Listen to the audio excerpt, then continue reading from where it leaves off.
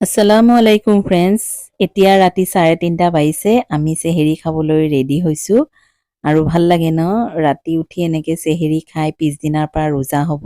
মনটো বহুত ভাল লাগে। যদিও মানে কেঁচা টোপনিৰ পৰা উঠি ভাত খাবলৈ বেয়াও লাগে, তথাপি মনটো ইমান ভাল লাগে যে ৰমজান মাহ আৰম্ভ হৈছে আৰু এই ৰমজান মাহটো কিমান যে পবিত্ৰ মাহ আৰু কিমান যে ভাল লাগে মানে চবেই গম পায়।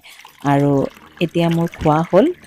মই এতিয়া পানী খাব লৈছোঁ। যিহেতু আজান দিবই, তাৰে আগত পানীখিনি খাই লওঁ।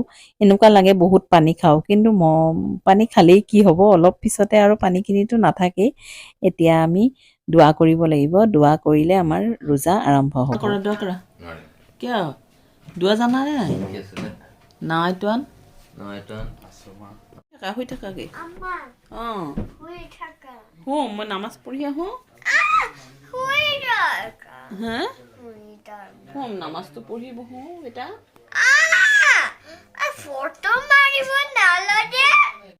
আমানো উঠিছিলে, তাক শুৱাই আহিলোঁ, নামাজটো আদায় কৰি লওঁ। মই কিন্তু 3টা বজাতে উঠোঁ। উঠি পেলাই ভাতটো মানে কুকাৰত গেছত বহাই দি তাৰপিছত আৰু মই তাহাজুদখিনি পঢ়ি লওঁ। তাহাজুদ পঢ়ি উঠি খাই মেলি এতিয়া ফজৰ নামাজখিনি আদায় কৰিলোঁ।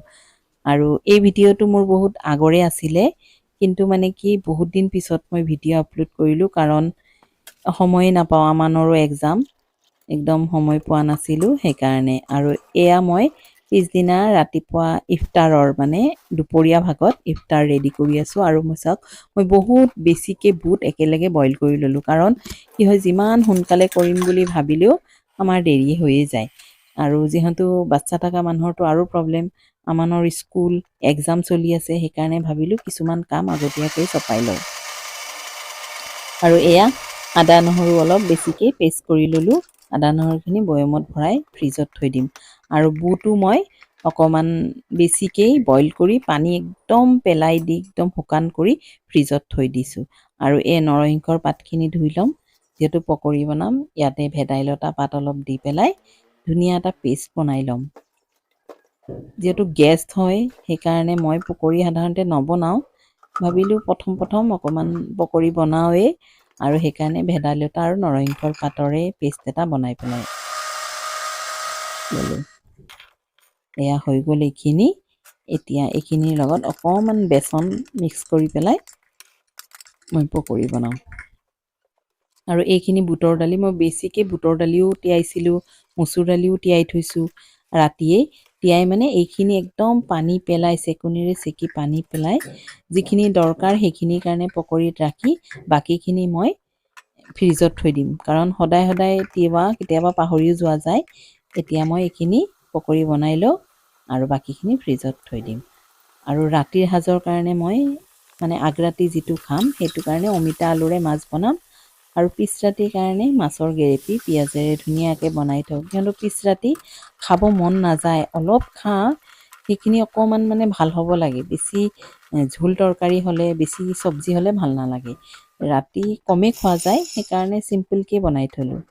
আৰু আজি মই এতিয়া এটা ইউনিক ৰেচিপি মানে বাদামৰ হালোৱা বনাম বুলি ভাবিছোঁ।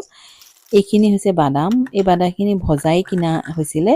এইখিনি মই বাকলিখিনি গুচাই মিক্সিত গুড়া কৰি ল'ম।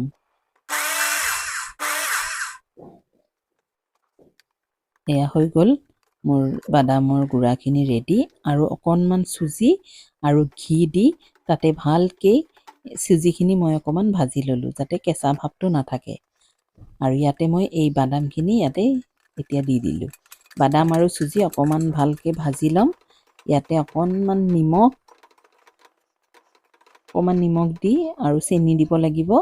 আৰু ইয়াতে মই ইলাইচি, ডালচেনি আৰু তেজপাত এইখিনি দি পেলাই আৰু অকণ ভুনি ল'ম। এইকেইটা দিলে অলপ হালোৱাৰ স্মেলটো বেলেগ হয়, ভালো লাগে।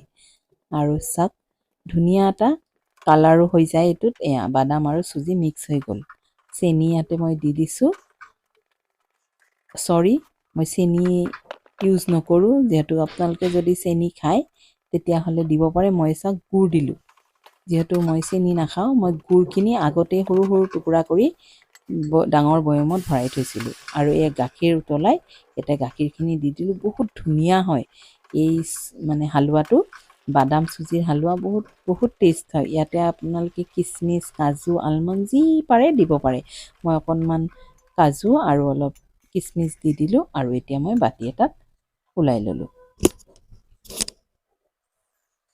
ওপৰত অকণমান গাৰ্নিছ কৰিব পাৰি চেৰি কেইটামান দি দিলোঁ যোনে যেনেকুৱা খায় ড্ৰাই ফ্ৰুটছো দিব পাৰে ভাল লাগে আৰু মই বুট মগুমাহ এই আগতেই তিয়াই থৈছিলোঁ অলপ গজালি ওলাইছে ভাল লাগে আৰু ইয়াতে আটাইখিনি ফ্ৰুটছ মই কাটি দিলোঁ খেজুৰো দিছোঁ কল আপেল আঙুৰ যিখিনি ফ্ৰুটছ আমি খাওঁ আৰু এই চাকছ মই ড্ৰাই ফ্ৰুটছো দিছোঁ ভাল লাগে এনেকৈ খালে মানে ফ্ৰুটছো খোৱা হয় এইফালে বুট মগুমাহ এয়াও খোৱা হয় অলপ আদা দি দিব লাগে বহুত ভাল লাগে খাই পেলাই মোৰ এয়া চিম্পল চালাড ফ্ৰুট চালাড আৰু আজি এয়া মই চিম্পল ফ্ৰুটছ বুট পকৰি খেজুৰ আৰু এইখিনি মোৰ ডিটক্স ৱাটাৰ মই বনাই থৈছিলোঁ দুপৰীয়াতে যিহেতু আমি অলপ খাব লাগে যিহেতু গেছৰ প্ৰব্লেম চবৰে আছে ন ভজা পোৰা খোৱা হয় ডিটক্স ৱাটাৰটো খালে আমাৰ হেল্থৰ কাৰণে বহুত ভাল আৰু অলপ চিয়া চিড তিয়াই লৈছিলোঁ মই সদায় বেলেগ কেতিয়াবা ৰুঅবজা চৰ্বত কেতিয়াবা চিয়া চিড কেতিয়াবা ইচুপ ঘোল এনেকৈ বেলেগ খাওঁ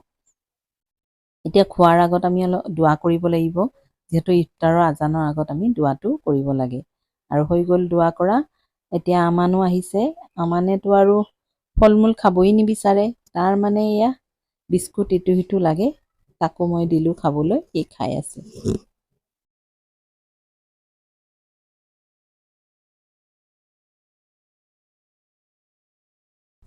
এতিয়া আমি আজানৰ ৱেইট কৰি আছোঁ আল্লাহৰ হুকুম নোহোৱাকৈ মানে আজান শব্দ নোহোৱাকৈ আমি এক ফুট পানীও মুখত নিদিওঁ আমাৰ কিমান ধৈৰ্য আল্লাহে আমাক সেইখিনি ধৈৰ্য দিছে আল্লাহক কাৰণ আমি আল্লাহক বহুত ভাল পাওঁ আল্লাহৰ সেইখিনি আমাৰ ভক্তি সেইকাৰণে আমি আল্লাহৰ হুকুম মানি আল্লাহৰ হুকুমৰ অৱজ্ঞা নকৰি এক ফুট পানীও মুখত নিদিওঁ এইখিনিয়ে হৈছে আৰু সঁচাই ভাল লাগে আৰু ৰমজান মাহটো মোৰ সেইকাৰণে বহুত ভাল লাগে কাৰণ আমাৰ ইমান ধুনীয়া টাইম টেবুলত গোটেইখিনি কাম হয় চব ধুনীয়াকৈ কৰোঁ সময়ত খাওঁ সময়ত শুওঁ সময়ত ইফতাৰ কৰোঁ চেহেৰি খাওঁ কিমান এটা টাইম টেবুল কিন্তু ৰমজান মাহৰ পিছত এই টাইম টেবুলটো নাথাকে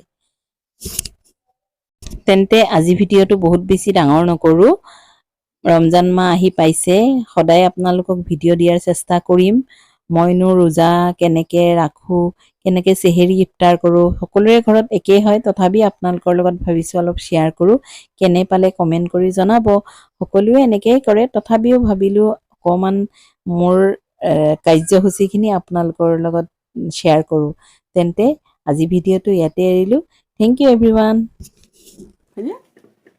মিনাজে খাইছে তুমি খোৱা না তুমি খোৱা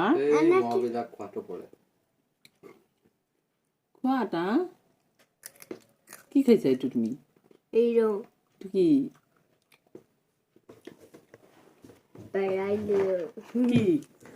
কি খাইছা কি তুমি বিস্কুট খাই আছা এইটো অকণমান খোৱা এয়া অলপ খোৱা এইটো অলপ খোৱা ফ্ৰুটছ অলপ এইটো কোনটো খাবা এইটো খাবা এইটো আনাৰ নাখাওঁ আনাৰ নোখোৱা কি খাবা গ্ৰেপ খোৱা কেৰট খাম খোৱা কেৰট কেৰটটো আব্বা খা খোৱা টেষ্টি কেৰট খোৱা বেটা এটা খাই দিয়া এনেকে বিস্কুট দি এনেকে খাম যে বিস্কুট দি নাখায় এনেকে বিস্কুট দি খাম কি টেষ্টি কি পাৰা খোৱা চাওঁ